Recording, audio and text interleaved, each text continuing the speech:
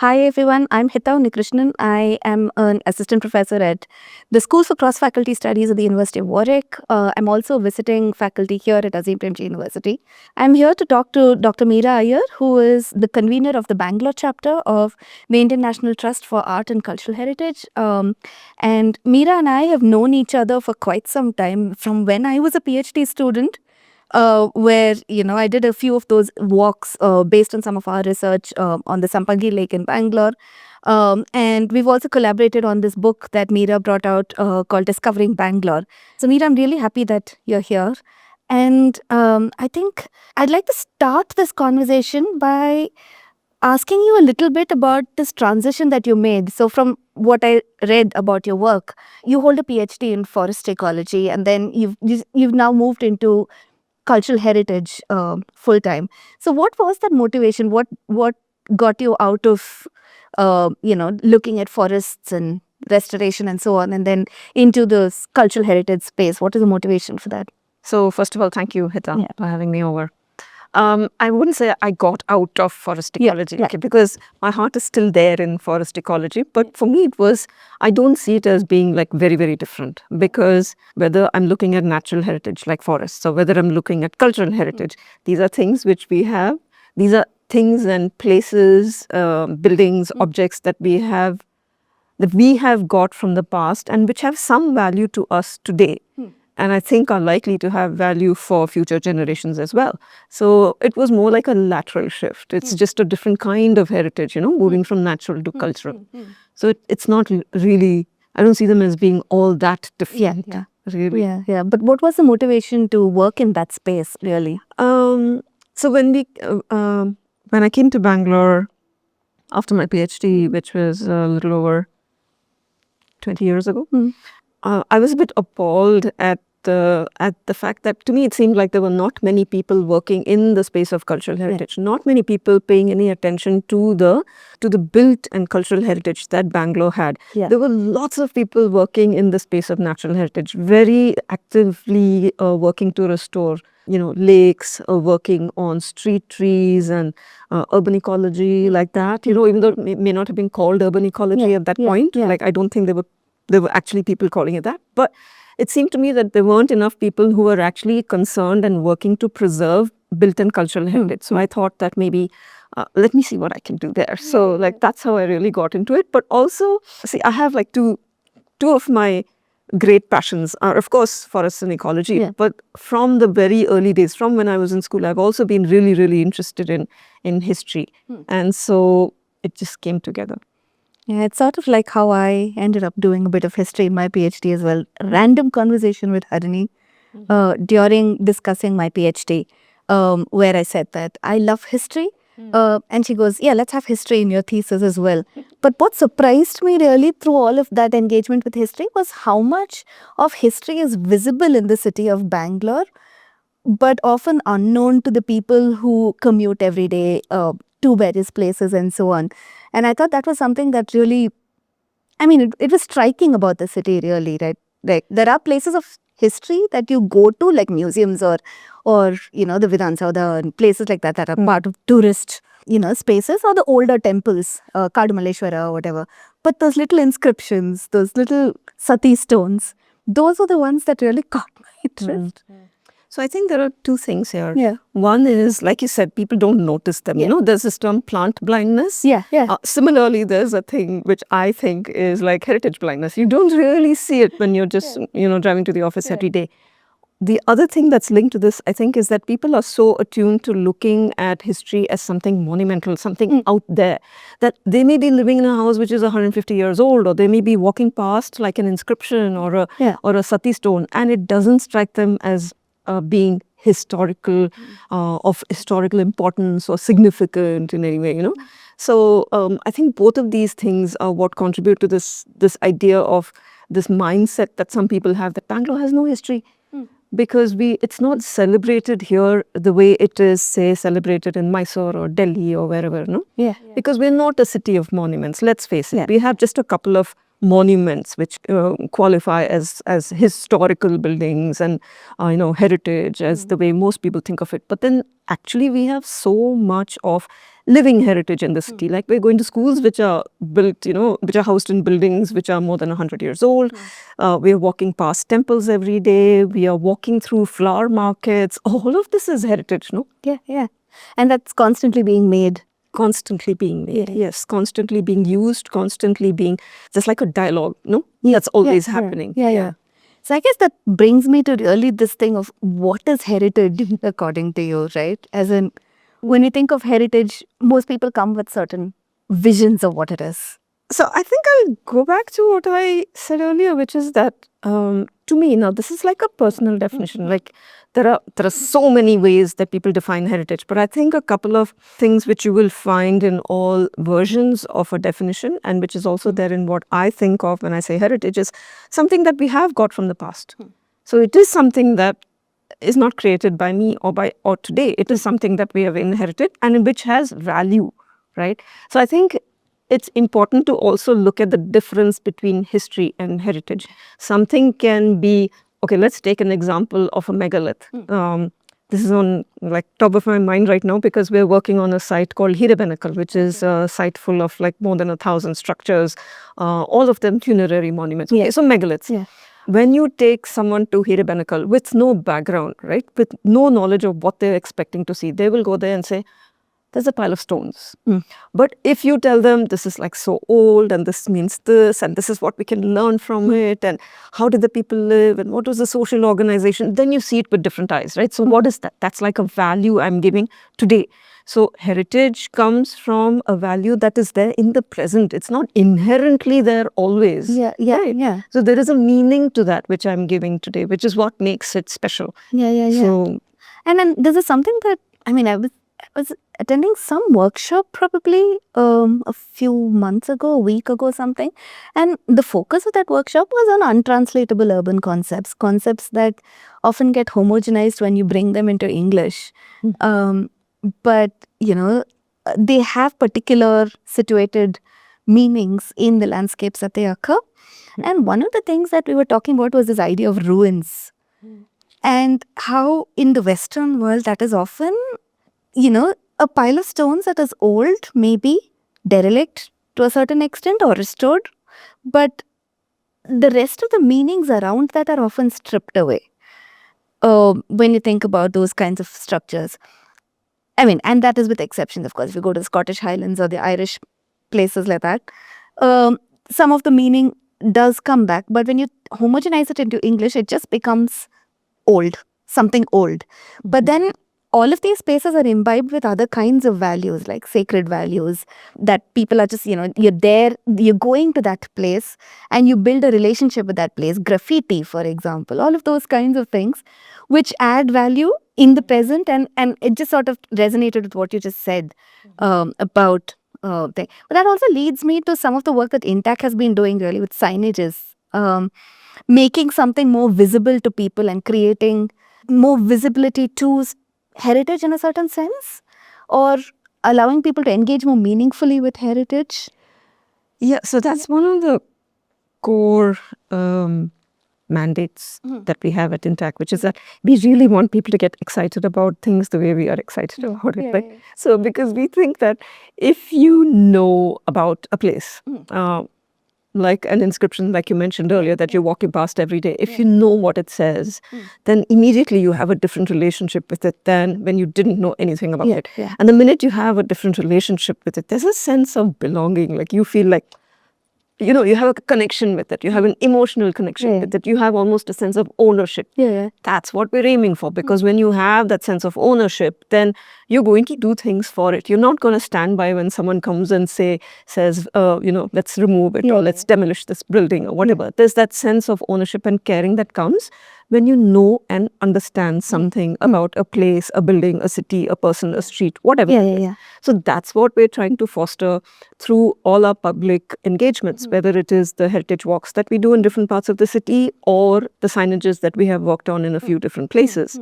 So it's just to give people a sense of the significance of something so that they appreciate it more, they spend time looking at it. So one of the things that we did was in the Panchalingeshwara temple in Begur. where, as you know, like this is where the first time the name Bengaluru is mentioned is in an inscription in the Panchalikeshwara temple. And the first time when I went there, can I just... So the first time when I went there, I was looking for this particular stone, and I asked around and nobody knew about it. Then there was, there were a set of inscriptions and hero stones that were just lined up along a wall there. There was some firewood piled nearby. There were broken logs. Yeah.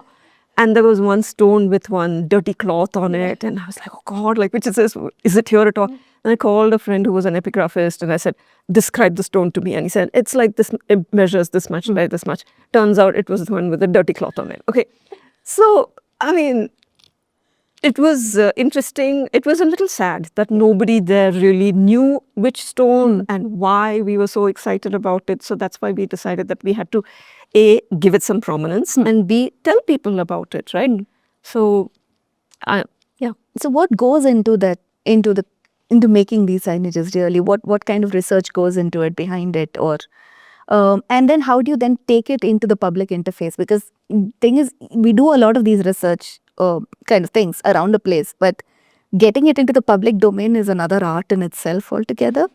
So, I mean, getting the research into the public domain, well, I mean, we did it in a small way with our signages, and we are constantly doing it with our heritage walks because they're always built on new things. It's not that if I do a walk along, say, in Ruputanga Road today, it's not going to be the same as what I did 2 years ago because I've learned something. I've looked at the buildings differently. I've received, a walk is always also a two-way process. No, somebody will say, when I was a kid, I used to go here, there, and I may incorporate that into the walk, right? So there's getting the word out there. I don't know why. I mean, I think it's like, I don't see any obstacle to it, really. I don't understand the difficulty in it. Okay, great. Because for me, that's one of the things that I struggle with always. Because when I write something, it's usually academic. And so then translating it into the public domain then becomes a bit of a challenge. Like, how do I make it more accessible? How do I make someone look at it and say, okay, this is what I'm coming here for? That challenge was where I was trying to get at. So let me give you a different example of something that I worked on many, many years ago, which was signage at Hita actually.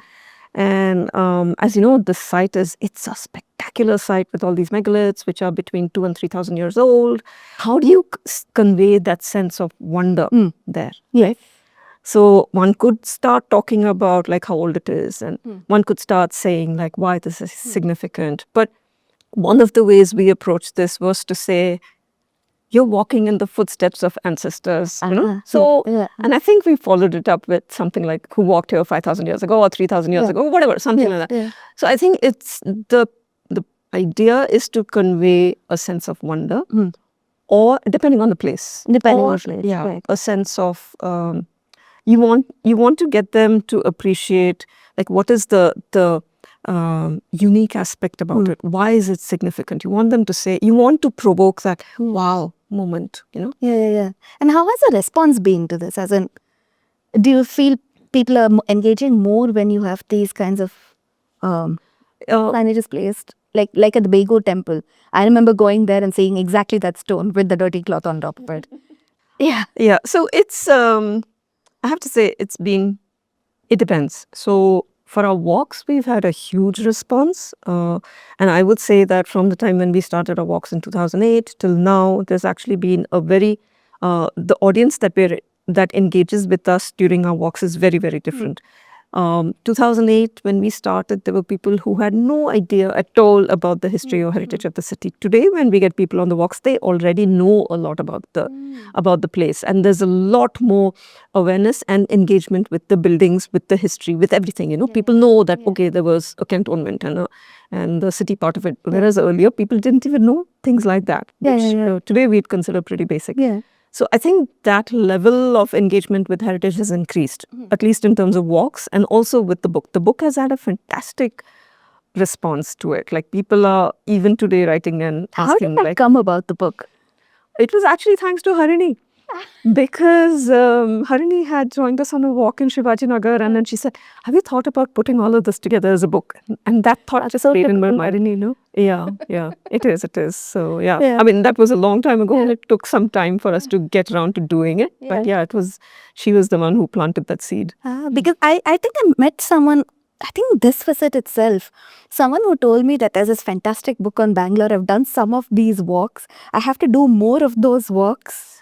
And it turns out it was discovering Bangalore. So, well, I'm glad to hear that. And of course, you have a chapter in it too. We do, yes. And that was I think one of the most fruitful things from my PhD as well. Just going in there and seeing all those sati stones and going. I mean, you have goosebumps pretty much when you realize that they are sati stones and that so many women have probably died there in some form. And it's incredible. And in the center of the city. Yes. Right next to next to Malya Hospital and all of that, which there's a lot of footfall and no one knows that this thing is there. So it was incredible. But also that brings me to the idea of heritage walks itself, right? So in a way, if you look at the city and if you look at the events around the city nowadays, there are a lot of people doing a lot of different kinds of walks around the city, and they all bring different perspectives. So some of them talk about heritage, some of them talk about ecology, and those are the ones that I most commonly follow. But there are other kinds of people doing other kinds of walks as well. I'm just wondering, what is your take on that, on those kinds of things? What do these different perspectives bring towards fostering that sense of identity, pride in whatever it is that the city has to offer? I mean, in a fast-growing city like ours. I think the more the merrier, no? And it's great that there are all these people doing this because, like you said, each one has their own perspective. Yeah. And that means that each one is engaging with the city in a different way. And that's how cities are, right? Yeah. So if people are building connections in whatever way they think or whatever way aligns with their interest, then that's great. That's what we're looking for. Whether it is, I mean, I'm not saying that everybody necessarily has to appreciate the city the way I see it. No, but as long as they appreciate some aspects of the city's history, appreciate the fact that it's an old city, there are layers to it, and try and understand how we got here, whichever way they get to it. Great. Yeah.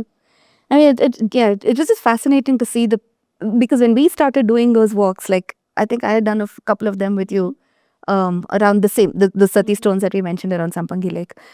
There wasn't so much. No, there wasn't. And you'd have people, and it would always attract a crowd of people, either the morning walkers or the crowd of people who wanted to just look at what the city had to offer. So it was a very niche crowd, which I don't see is a case right now. I went on one recently, and it was a bunch of age groups, mix of age groups, and all of that. And it was just it was very much more vibrant, I would say, as well, in that sense.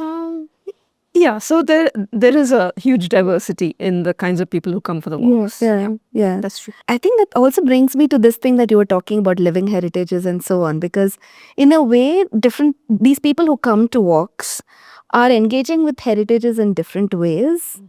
And in a sense, what they pass on to the next generations are often a product of their lived experiences in relationship with what they get out of things like heritage walks or books or whatever it is. And so when we were having coffee earlier, you were mentioning a bit about that living heritage idea. And I was wondering if you just wanted to bring that up, maybe expand a little bit on that. And So I just wanted to add one thing, that one of the reasons why I think like you see a diversity of like different kinds of people coming to the walk today. I think one of the reasons is that, especially in a city that is so full of migrants like Bangalore, for many of those people, these walks are a way for them to build a relationship with the city. So for you and I, we've been here forever, no? So then, like for ages and ages. And so we may or may not understand this particular aspect. But in fact, it's like really important for people to establish a sense of belonging, a sense of place, a sense of identity with the city. So that way, these walks are like really, really important for them. So I think that's like one aspect which I like, the fact that people are building that relationship through the medium of walks. Coming to the thing of living heritage. So I think one of the things that someone working in cultural heritage very quickly realizes that, yes, we're talking about buildings, yes, but like we were saying earlier, There are different kinds of heritage. There's the monument heritage, like the forts and the palaces, which may be like ossified into museums or places you just go and visit and come back. But there's also like the living heritage, and the living heritage could be temples, could be offices, could be schools, could be homes. And what I find interesting is that these are things which we have a tradition in India of actually, like we look at these structures a little bit differently, especially when it comes to religious structures, especially when it comes to temples. So there is this concept of Jeeranodhara, right? And the idea is that when the building is decaying, if you think it is decaying, if you think it needs a refurbishment, then you can do that. And sometimes this Jeeranodhara will involve completely dismantling and rebuilding, often usually with new materials. And so like this concept is sometimes anathema to a conservation architect, or to heritage professionals. We're like, no, how can you do that? But I think it's time, I think like in India, we should be actually recognizing that this is a way of doing things as well. And so long as in the Jeeranodhara, in the rebuilding, you're using traditional materials, traditional craftspeople, traditional methods and processes, why not? Yeah, and the meaning associated never exactly. Yeah. The meanings are what are important here, right? Yeah. So if that remains, then yes, that is still that's an important facet of maintaining and restoring a heritage structure. The meanings that people associate with it, especially in the case of places of rituals, especially in the case of temples. Yeah, and then those meanings never change really. I mean, or let's say the sacrality never changes. Practices might. So yeah. I mean, they change like very slowly over a period of like hundreds of years. Yeah. But yes. Yeah. It also reminds me of, so there was a time when I was applying for this grant, as I was telling you. It was on cultural heritage. It was from the Belmont Forum, which is like this call which allows for consortia of people to form. And the idea was looking at cultural heritage for climate change, something along those lines. And the idea we were working with was very simple, which was when and under what conditions does climate change, does cultural heritage confer climate resilience? Largely drawing on this idea of how COPs, for example, successive COPs or all of these ecology-based scholarship talks about cultural heritage as being an important condition for urban resilience to happen, which is to say that if you have cultural heritage and if you're engaging with your cultural heritage, then automatically somehow you're going to have resilience of the city to whatever climate shocks. And we were questioning that because, it is not necessary that all forms of cultural heritage lead to climate adaptation. There is value, there is a meaning ascribed to cultural heritage, but that does not often mean that it is either just or any of those things. So we were kind of trying to unpack that. And then during the process, searching for collaborators, and one of them wrote back to me and wrote back to me and said something like, as long as you're not working on something like looking at the greenhouse gas emissions associated with building, with restoring heritage structures or some such thing, I'm happy to work with you because I'm more interested in the processual nature of cultural heritage, that kind of a thing. And then I was also thinking of T.M. Krishna. There was the singer. And I think we had interviewed him for one of our podcasts with the In Common podcast at some point. And he was also talking about how Carnatic music rests on a bedrock of, or a presumed bedrock of about several thousand years worth of unchanging musical tradition, right? But then he actually says that if you actually look at the older notations and try to sing songs that are practiced even today, with the older notations, they sound nothing like what it sounds like today. And to our ear, that might not even count as melody, is what he came up with. And there's also the thing about this idea of it being unchanging. Yes. Whereas, Dikshidhar brought in all these, the English music. Notation, yes. And then, adapted them to gave them his own lyrics, and now we're singing them as Carnatic music. Exactly. They have not been there for more than, say, 200 years. 200 years, exactly. I can't ever not listen to the English national anthem and think of, its counterpart in Carnatic music. Yeah.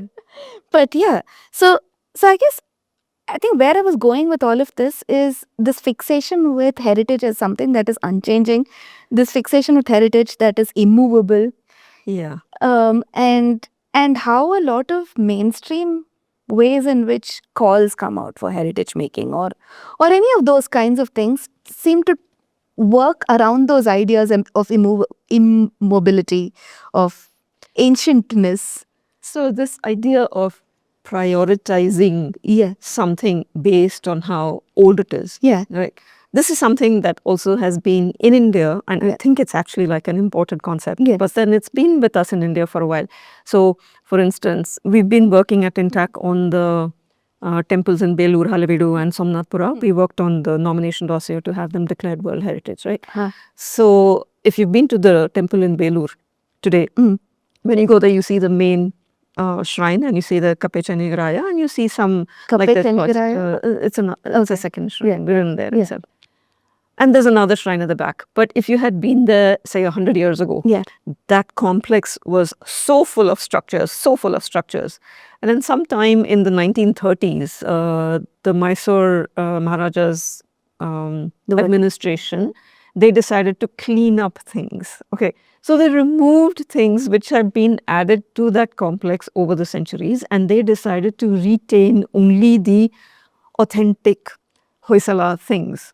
So even there, why did they do that? It was because there was this idea that because the Chanakeshava temple itself was built by Vishnuvardhana, the Hoysala king, anything that was added to it post Hoysala was not authentic. Yeah.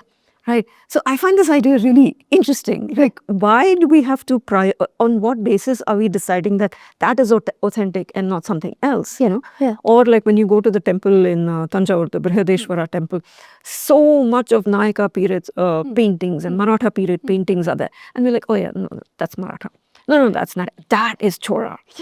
We do this, right? Yeah. Why? Simply because that is older. So we're like completely forgetting about these things, which are also like 300 years old, 400 years old, telling us so much about, life in those times, ideas in those times, trade, textiles, food, everything is depicted in those paintings, but we are only concerned about the choras because that is older. Yeah. I mean, I find myself doing this. Yeah. Every time I go somewhere, right? Yeah. So but I think it's important for us to recognize that people have been engaging with these places for hundreds of years. And so we have to at least recognize this bias within ourselves that we also tend to do this. We tend to say, no, we'll go to the original. What is that? What is that original, right? What is that ancient, immovable thing that is out there? So, yeah, I mean, that was something that I always had a grouse with also, that heritage seems to be more fluid than it is. Yeah, but I think it's important for us to keep having that conversation to realize that this is what is happening. Because even when we're working on a restoration project, sometimes there will be people who say we have to restore it back to its original glory. Meaning what? Yeah, exactly. So yeah, I mean, but then would you say that those are some of the challenges of working in this space as well? Or it is one of the challenges, but like I said, it's also good that we recognize this, and it's also good that because of that we should be open to the idea of having a dialogue with whoever it is, who are the stakeholders in that place, so that we thrash these issues out. So I think as long as that happens, I mean, there's not always going to be like the perfect answer, but there has to be this dialogue that happens always when you're working, including on a conservation project. I mean, are there some examples, like when you worked on something and you had to have this kind of a dialogue, something that you remember, or and how did that turn out? I mean, I'm just curious to see how these conversations happen. Okay, so for example, we restored the Fort High School. Okay, yes. So this building was built in 1907, and we worked on the restoration during COVID actually, which delayed things a little bit, and we finished it in about 2021 or something like that. So if you saw Fort High School before COVID, it was cream colored. If you see Fort High School now, it's red colored, right? Because during the process of restoration, we found that you could see the paint layers, and you could see that originally when the building was built, it had been painted red. So then there was a little bit of a conversation about this, like with the teachers and with the principal and everybody, because everybody now in living memory has seen it as cream. And so should we keep it as cream? Should we go back to red? Yeah. But then there were also people who were in the 80s who said, no, I remember it used to be red. So there was this conversation and eventually we said, okay, fine, we'll make it red. So this was one aspect of it. At the same time, there were things in that building which this building was built before there was this concept of sewage, underground sewage, and electricity and all of this, right? So when you're restoring, should we just go back to keeping it like it was? Then no, of course not. Today you need a space for not just the bathrooms and lights and things, but you also need a space for the midday meals. So we made changes in the building to incorporate all of this, right? And all of this was always done by speaking to the stakeholders there, who are the students and the teachers, right? So of course that happens all the time. And have there been places where that has failed spectacularly, or none comes to mind right now. Brilliant. So the other silence that I see around heritage conversations is ecology, pretty much. And a lot of Harini's work, for example, or Seema's work, has focused on ecology as a form of heritage in a certain sense. So the Gundatops, for example, the sacred forest, the village forests and so on, which are as much a part of heritage, cultural heritage, as they are part of the local ecology of the landscape. And I was just kind of wondering if you had any thoughts as to why we have these silences in cultural heritage that sort of that excludes some of these aspects of heritage making, everyday practices. Does it? I don't know. Does it exclude them? I mean, I think people are... At least that's my perception. So, yeah. Perhaps there is a little bit of a siloing. Sorry. Yeah. But I do think that there are actually people who are talking about these in both spaces. You spoke about the Gundatops, but if you're looking at a city like Bangalore, then of course you have to speak about the Kattes. And I know that Harini and you have also spoken about this earlier. And this is something that we also speak about a lot, because the Katte to me is like this amazing intersection of under the Katte there'll be the little idols, either the Naga Kallus, or there'll be the local village goddess, and there'll be people who are tying the threads around it because while making a wish. And then you'll see the Katte being inhabited and used by people every evening. They sit there and have their adda. And on top of all that is like these gigantic, beautiful, huge canopies. Exactly. It's like the perfect embodiment of how culture, ecology, nature, they're all like relate to it. So I don't think people are not having that conversation. I think they are, but maybe we should just have more of them. More of them, probably. Yeah. And I don't know, just generally, do you have any thoughts on or any, how do I put this? The kind of challenges that you've encountered, because as you said, at some point during this conversation, Bangalore is a city of migrants. Bangalore is fast growing. Bangalore is expanding, all of that. And there is a constant pressure on land, resources, anything, really. And so are there challenges in sort of engaging with the city's cultural heritage, given all of these kinds of things that are happening in parallel around the city? Is that also part of cultural heritage, really, in a sense?